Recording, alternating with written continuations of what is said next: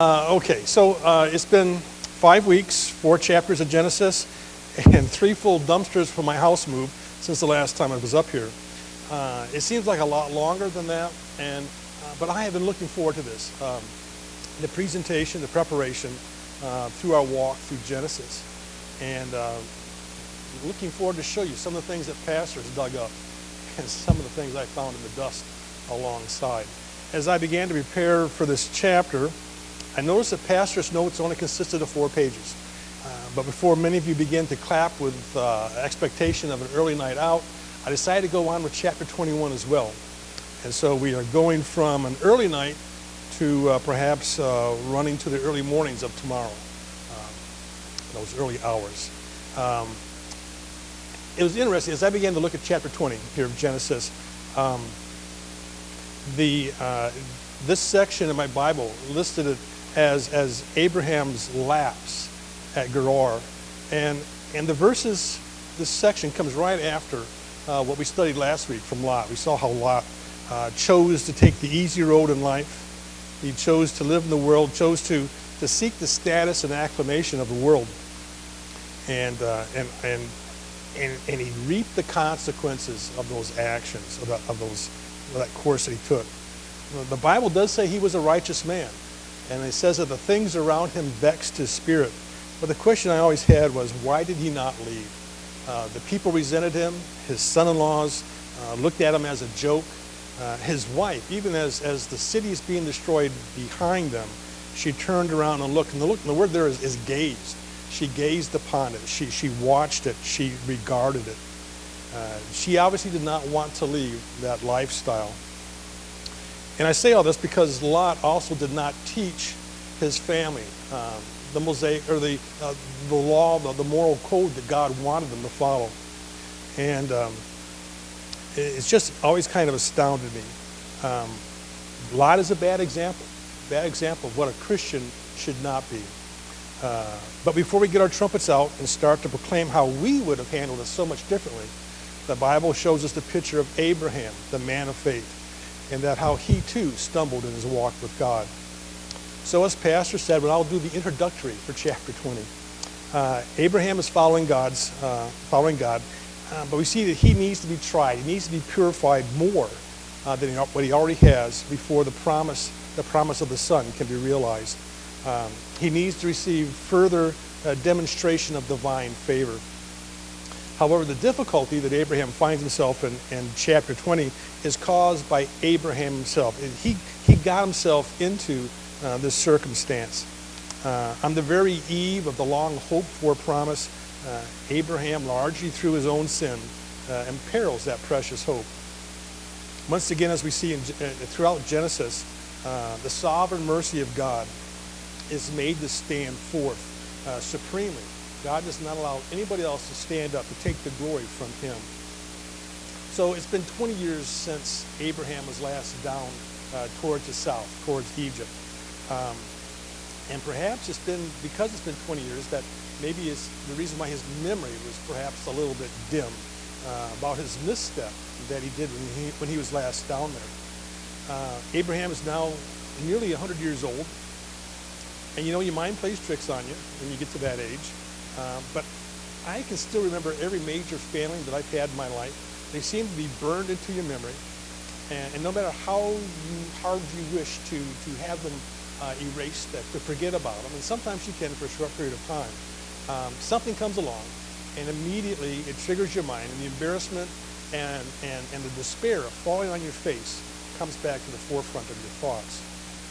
Now, certainly the conditions that Abraham finds himself is a little bit different than when he was down there with Pharaoh, but he should not have forgotten what he did down there. And regardless of the conditions, his actions remind us that even a great man of faith is still frail and a mortal sinner, and always are having to fight against our sin nature. So verse 1 of chapter 20 we read, "And Abraham journeyed from thence towards the south country, and dwelt between Kadesh and Shur, and sojourned in Gerar." The word journey here literally means to pull up. And it kind of gives you a sense of pulling up tent stakes, pulling up, taking down the dwelling tents, moving on, moving to a new location.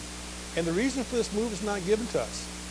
Perhaps the area where Abraham's flocks had been grazing was at a point that it was now exhausted, and so he had to move. Maybe it was because there was a change in the political climate of the neighborhood. Remember, Sodom and Gomorrah and the plains have just been devastated. And so perhaps people are looking for a scapegoat. Lot thought that Zoar was going to be a safe haven for him, but we see even he has to move on up into the hill country. Perhaps people are asking the question, how is it that only you survived this destruction? How come you didn't tell somebody else? Well, anyway, we know from chapter 18 that Abraham and Sarah are living in the region near Hebron.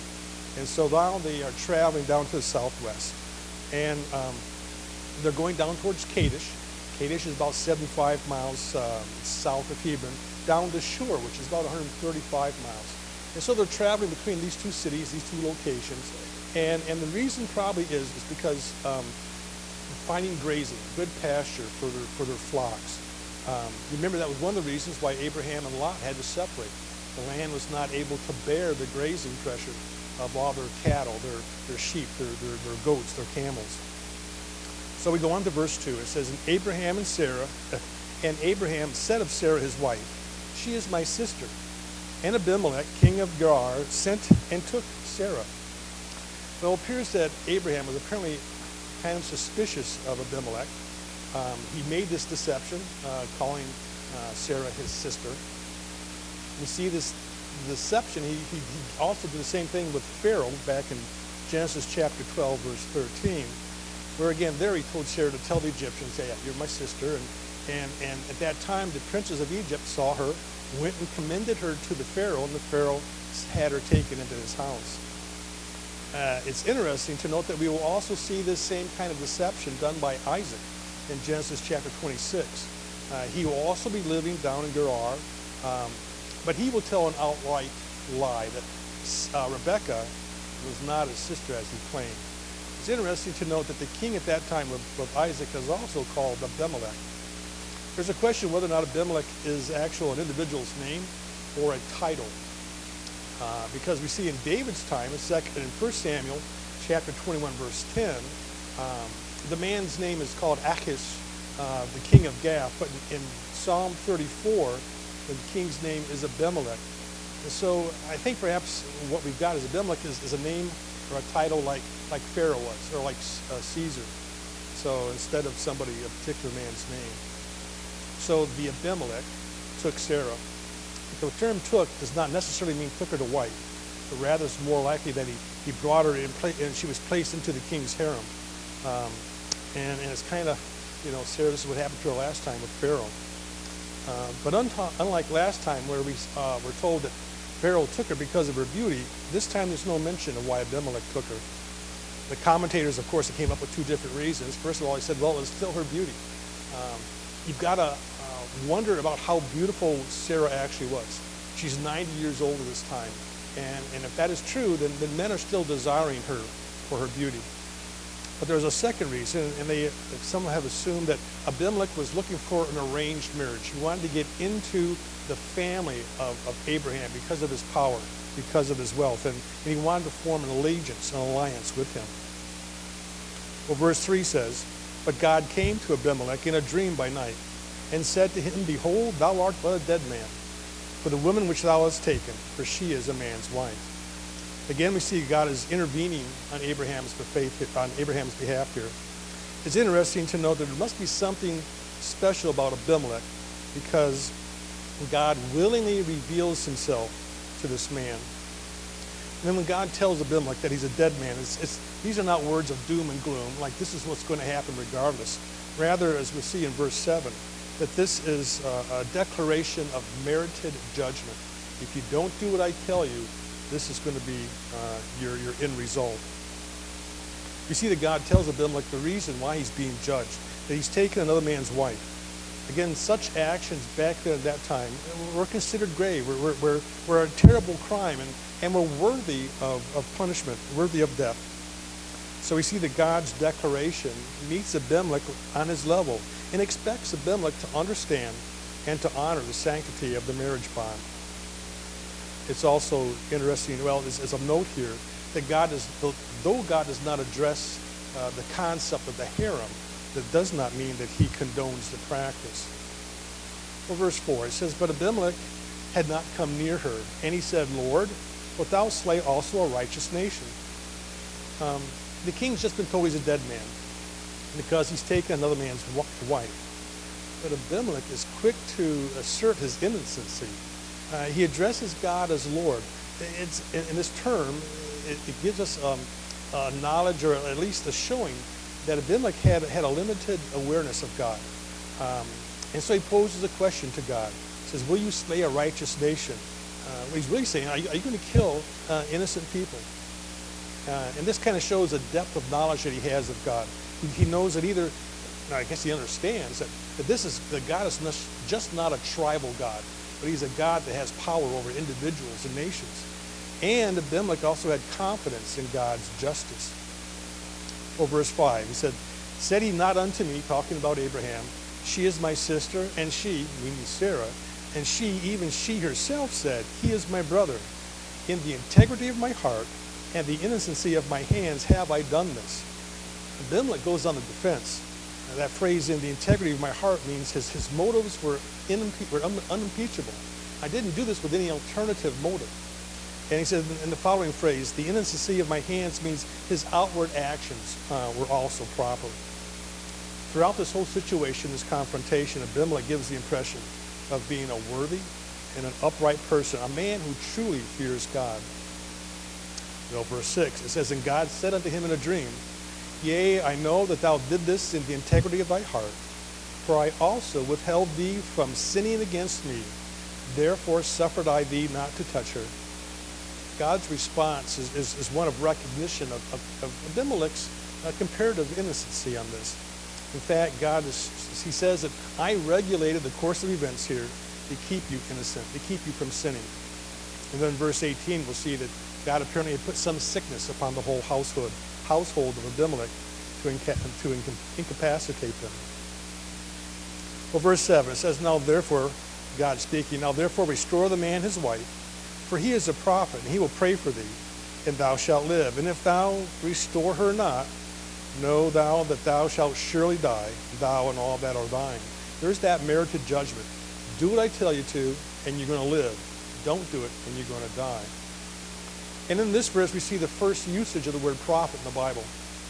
The word gives the meaning of a spokesperson, one who speaks on the behalf of others, an intermediary, and it's used here to emphasize the official character of Abraham's intercession for Abimelech. Well, in verse 8, it says, therefore Abimelech rose early in the morning and called all his servants and told all these things in their ears, and the men were sore afraid. Abimelech gives the evidence of prompt obedience. He believes the warnings that God had gave him the night, and he's told all of his servants this, and now everybody's afraid of Abraham's God. It's interesting that no one questions the dream. No one asks if it was the result of an undigested bit of beef, a blot of mustard, a crumb of cheese, or a fragment of underdone potato. That's Scrooge from the Christmas Carol for those. Okay, I'm not eating kids. Okay, so you all got that. So nobody, they believed the dream that Abimelech had. Verse 9, then Abimelech called Abraham and said unto him, what hast thou done unto us? And what have I offended thee, that thou hast brought on me and on my kingdom a great sin? Thou hast done deeds unto me that ought not to be done. As Pharaoh confronted Abraham, so does Abimelech. In fact, God is using Abimelech to reproach Abraham. He's using a man of the world to remind Abraham, a man of God, how he should live and how he should behave. The phrase, what hast thou done unto us, gives the idea that perhaps some time has passed since the initial event. And so everybody's now aware of the grievous situation that is facing Abimelech and his kingdom. In verse 10, it says, and Abimelech said unto Abraham, what sawest thou that thou hast done this thing? Abimelech continues to grab hold of Abraham here. He's not letting go. He wants to make sure that Abraham realizes just what he almost released upon his kingdom. He's asking, what sawest thou that thou hast done this thing? Meaning, what led you to this decision? What did you hope to gain from it? It seems like Abimelech is in shock, just trying to understand what it was that made Abraham do this. As I was thinking about this, the idea came to me is, if you're standing on a precipice or on a high cliff and looking at the scenery, and somebody comes up behind you and gives you one of these, besides immediately turning around and wanting to deck the guy, you want to turn around and grab him by the lapel and shake him and say, why did you do that? What was your rationale for that? That's kind of think where Abimelech is at.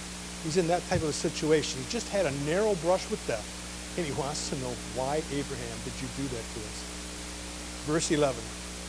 And Abraham said, because I thought, surely the fear of God is not in this place, and they shall slay me for my wife's sake. Well, the man of God begins to offer his excuses. I did this because, first of all, I was afraid. Fear is my motivation. I was certain that God was not in this place, and so you all are going to kill me for my wife's beauty. The second reason we see in verse 12. And yet indeed she is my sister, she is the daughter of my father, but not the daughter of my mother, and she became my wife. So his second reason is, technically I didn't lie to you. In earlier times, this type of a arranged marriage was more accepted. But from Moses, when Moses writes down the law from God, this type of a marriage is forbidden. We see that in Leviticus 18:9, also in verse 11, that's chapter. Leviticus 20, verse 17, and Deuteronomy 27:22. Well, then Abraham goes on to give his third reason. We see that in verse 13. He says, when it came to pass, when God caused me to wander from my father's house, that I said unto her, this is thy kindness which thou shalt show unto me. At every place whither we shall come, saith me, he's my brother. So the third reason why Abraham did this is because this was a prearranged conduct of activity, of action, that he and Sarah had cooked up to protect Abraham. We are going to do this because we are not really certain that God can keep me alive. They did it without consulting God. And it's just like what they did with Ishmael. We'll see that later tonight. They decided how they would work out God's will by their plan, without consulting God, and we'll see that their actions all have consequences. And it may also be because in the earlier days when Abraham began to follow God, he did not have complete trust, complete confidence in God, that God would work things out. And so Abraham had to do it for himself because God needed his help. Certainly that's probably what he was thinking. When Abraham mentions this prearrangement, that when God had caused him to wander from his father's house, it was not a statement or a complaint, but rather it was a factual statement that he was in compliance with, that he was in agreement with. He was willing to leave his father's house. And when he did, this is when this deception was planned. And so they've been doing it for the past 25 years. It's interesting to note, though, that Abraham reveals this to Abimelech, but he didn't reveal it to Pharaoh. Maybe Abimelech had showed some greater sensitivity to the God of Abraham, and that's why he gave him the whole reason why. Well, then verse 14 says, and Abimelech took sheep and oxen and men servants and women servants and gave them unto Abraham and restored him Sarah, his wife. Well, just like Pharaoh gave gifts to Abraham, so does Abimelech. Gives him a generous gift. Perhaps though Abimelech was doing it as an atonement offering to Abraham's God. We see in verse 15 that Abimelech demonstrates a friendly disposition towards Abraham. He's not holding a grudge against him for what he's almost done to his nation. Verse 15 says, and Abimelech said, behold, my land is before thee, dwell where it pleaseth thee. That apparently he has accepted the explanation from Abraham. It kind of would fit within the norms of that time. Well, it makes sense. I guess you lied because you were scared. But from a Christian point of view, from the Bible's point of view, this is not the action that a man of faith should have taken. So Abraham, we see, is granted freedom to live anywhere in the kingdom. The phrase where it pleaseth thee literally means what is before your eyes. Whatever you see, wherever you want to go, you have the freedom to go and live there. And we'll see from Genesis chapter 26 that Abraham stays there long enough that he has to dig some wells to water his flock. But now we move on to verse 16. And verse 16 is a hard verse. And I hope maybe somebody up here has an understanding of what's actually being said. Because the commentators said this is a hard verse and nobody knows. Maybe one of these ones that we have to wait to heaven to get the full meaning.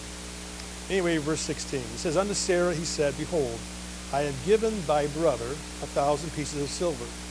Behold, thee is to thee a covering of the eyes, unto all that are with thee, and with all other. Thus she was reproved. Now, one commentator talked about how he was reproving her by calling her husband her brother, because that's what they've been calling each other. But then they went on to say, well, now he was giving her 1,000 pieces of silver as payment to atone for what they had done to Sarah. Another tried to bring in the fact that, well, a slave only cost 20 pieces of silver, so Sarah was worth a lot, much more. And then they couldn't quite understand with the veil before your eyes. Some thought that she was going to wear the coins on her forehead. Another said, well, this is just a figure of speech, and it was to ask for overlooking an offense. But then you come to the last phrase there, thus was she reproved. And others said, well, the better translation is to show that she was in the right, and to show that there was no damage to reputation here. And I was totally confused, and I was thankful the one guy admitted, hey, we don't know what it really means here, all these phrases and stuff, so your guess is as good as ours. And I'll leave it to you to decide exactly what he was talking about for Sarah here. Well, verse 17 says, so Abraham prayed unto God, and God healed Abimelech and his wife and his maidservants, and they bare children. So we see God hears and answers Abraham's intercessory prayer. And apparently God had prevented conception of children during this time. And verse 18 confirms that. It says, for the Lord had fast closed up all the wombs of the house of Abimelech because of Sarah, Abraham's wife. So this brings chapter 20 to a close. Here we see that Abraham, a chosen man of God, was not exempt from the consequences of his sin. He had to deal with this sin, with this deception. He had to confess it and put it away before God would bless him in the next chapter.